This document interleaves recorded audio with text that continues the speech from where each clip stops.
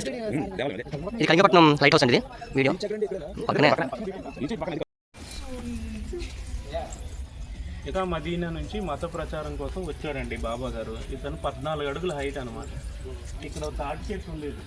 ఈ తాటి చెట్టు మీద ఆయన స్నానం చేసే బట్టలు ఆరేసుకునేవారు అనమాట. ఇక్కడే కూర్చొని ధ్యానం చేసేవారు. ఇదంతా అప్పుల్లో 900 ఎకర్స్ శ్మశానం అనమాట. ఇదంతా శ్మశానమే. ఇక్కడ ఏమైందంటే అప్పుల్లో ఇక్కడ రాక్షస సంచారం ఎక్కువగా ఉండేది. దీని వెనకాల ఉప్పు గల్లి అని ఉండేది అనమాట. ఇంకా సముద్రం కదమ్మా, పక్కన ఉప్పు చేరుతుంది, ఆ గల్లి అంటారు దాన్ని. అక్కడ రాక్షసు ఉండేది. రోజు ఒక మనిషిని చంపి తినేసేది అనమాట ఈ ఊళ్ళో నివసించే వాళ్ళని. ఒకరోజు ఏమైందంటే ఒక గొల్లావిడ వంతు వచ్చింది.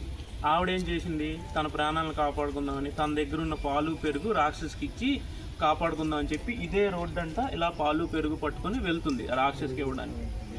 అప్పుడు బాబా గారు ఆ తాటి చెట్టు కింద కూర్చొని ధ్యానం చేసేవారు. ఏంటి ఇలాగ తీసుకెళ్తున్నావు అని అడిగారు.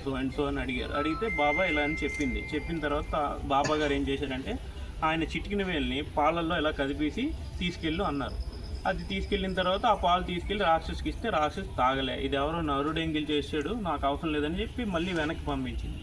మళ్ళీ ఇదే రోడ్డు అంట ఆవిడ వచ్చి బాబా గారు చెప్పింది, బాబా నీ వల్ల నా పాలు చెడిపోయాని ఆ రాక్షసు తాగలేదు అంటే బాబా గారి కోపం వచ్చి రాక్షసుకి అంత ఉండాలా, నాకెంత ఉండాలి, నేను యోగిని అని చెప్పి ఆయన బతుకున్నప్పుడే ఆయన చిటికిన వేలని ఆయన చేతులతోనే సంహరించి సమాధి చేసుకున్నారు. బయట ఉయ్యాల్లో ఉంది కదా, అది బాబా గారి తాలూకా చిటికిన వేలు సమాధి. అది తర్వాత మీరు చుట్టూ తిరిగినప్పుడు చిన్న చిన్న రాళ్ళు ఉన్నాయి చూసారా, అది బాబా తాలూకా శిష్యుల సమాధులు అనమాట.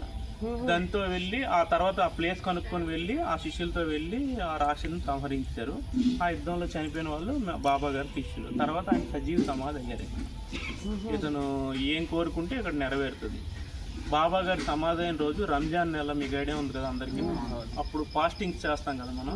16వ ఉపవాసం రోజు బాబా గారు సమాధి అయిన రోజు ఇక్కడ చందనోత్సవం గ్రాండ్గా చేస్తాం. అది దీని స్టోరీ. ఇక్కడ ఏం కోరుకున్నా నెరవేరుతుంది. అంత హైట్, అంత పొడుగు హైటు యోగితాలకు సమాధి ఓవరాల్ శ్రీకాకుళం డిస్ట్రిక్ట్లో ఇదే. దీని స్టోరీ. ఆయన ఎప్పుడు సమాధి అయిపోయింది? 11వ శతాబ్దం. 11వ శతాబ్దం ఎక్కడ సార్? రాజులు అంటే 50 సంవత్సరాలు.